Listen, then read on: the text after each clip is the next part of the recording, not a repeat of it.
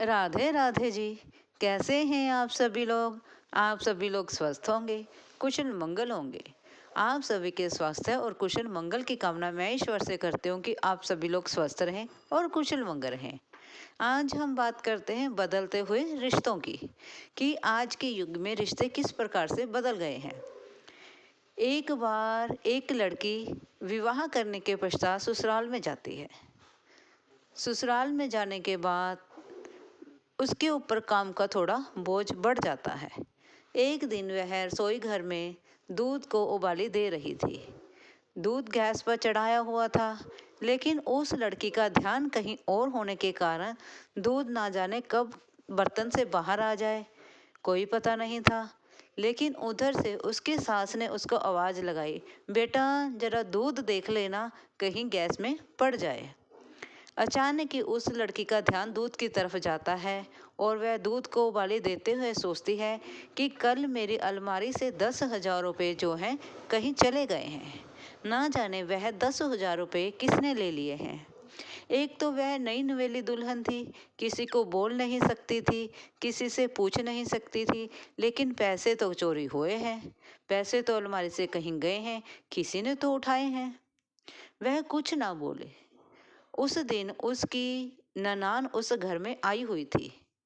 उसने देखा कि सास और उसकी ननान दोनों माँ बेटे बैठे बातें कर रही हैं।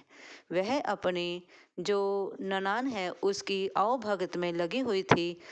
तो जब वह बहू रसोई में होती है तब उसकी सास जो है अपनी बेटी को कहती है कि बेटी ये 10,000 रुपये तुम रख लो, तुम्हारे ससुराल में काम आएंगे।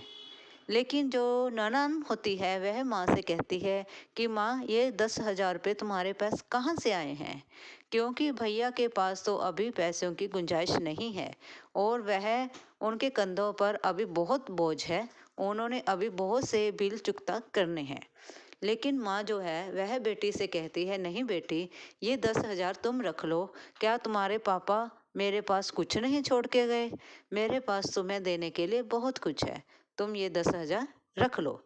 लेकिन वह बेटी कुछ नहीं बोलती है, 10,000 रुपये लेकर अपने पर्स में यूं ही डालती है तो वह उसकी जो चप्पल होती है वह सोफे से अटक जाती है, जिसके अटकने कारण जिसके से वह अपने रुपए जो 10,000 है सोफे के नीचे रख देती है और वह अपनी भाभी को आवाज़ लगाती है, भाभी जरा यहाँ आए।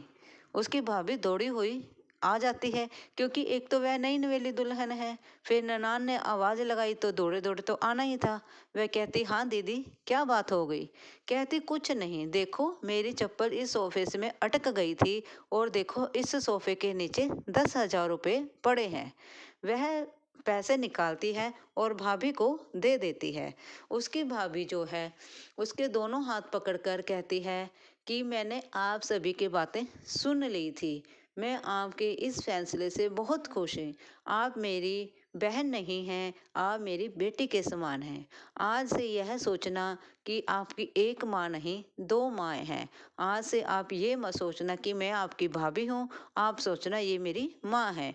आज के समय में इस प्रकार से रिश्ते जो हैं बदल रहे हैं, क्योंकि आज के ज़माने में उन रिश्तों की पुराने रिश्तों की तरह वह खटास नहीं रही है। आज के रिश्ते बिल्कुल साफ सुथरे हो गए हैं।